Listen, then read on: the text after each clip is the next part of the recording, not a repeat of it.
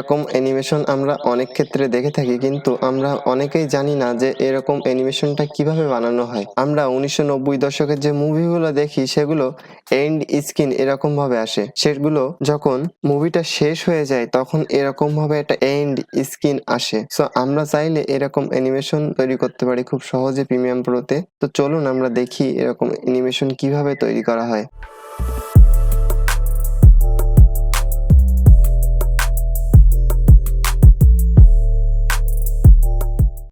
So ভিডিওটি করার জন্য আমরা প্রথমে গ্রাফিক্স প্যানেলে গেলাম। আপনারা যদি গ্রাফিক্স প্যানেল না পেয়ে থাকেন তাহলে উইন্ডোজে গিয়ে এখান থেকে গ্রাফিক্স প্যানেলটা অন করে নেবেন।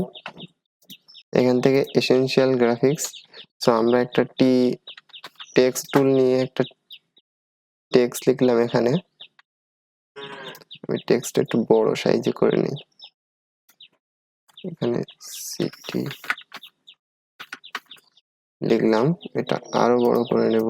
তার আগে এটা মিডিল বরাবর করে নিই।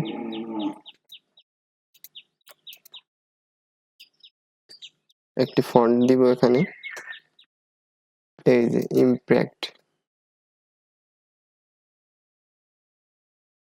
ফন্টটি দিয়ে দিলাম এখানে। এটা করার পরে এখানে আমাদের কিছু ইফেক্ট যোগ করতে হবে।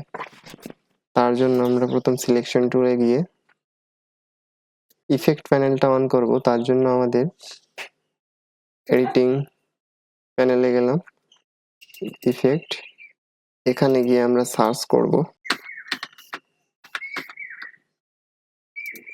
এই যে এই ইফেক্টটা যোগ করব আমাদের নিচের ক্লিপে ইফেক্ট কন্ট্রোল প্যানেলে।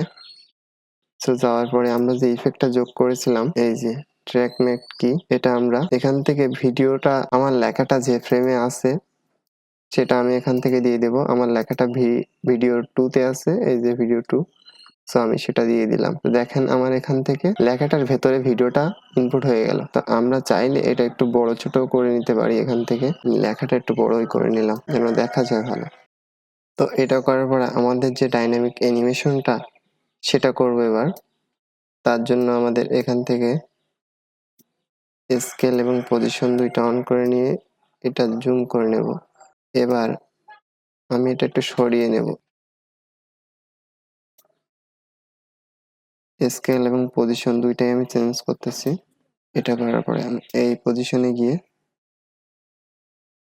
এটা আগের অবস্থায় করে দেব। তার জন্য এই রিস্টেট এটা ক্লিক দিলাম, তাহলে আমার আগের পজিশনে ওটা ফিরে গেল।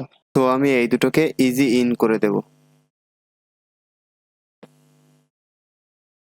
তো দেখেন আমার এরকম অ্যানিমেশন তৈরি হয়ে গেল।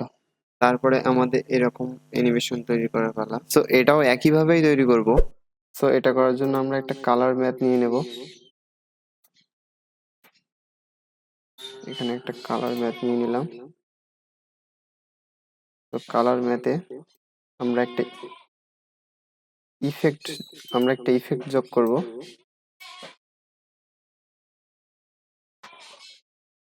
আর আগে যে ইফেক্টটা যোগ করেছিলাম ওটাও যোগ করব।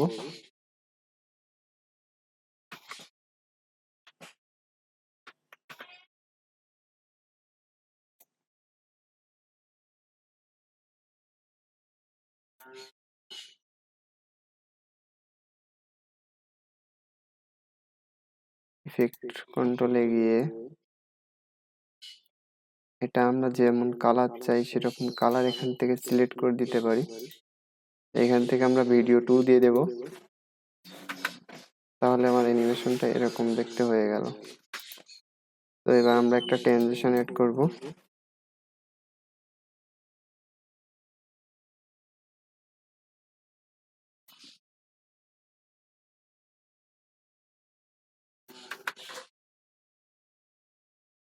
এটা এরকম অ্যানিমেশন তৈরি হয়ে গেল। তো এরকম অ্যানিমেশন তৈরি করা খুব সহজ, চাইলে আপনারাও পারেন, শুধু একটু প্র্যাকটিস।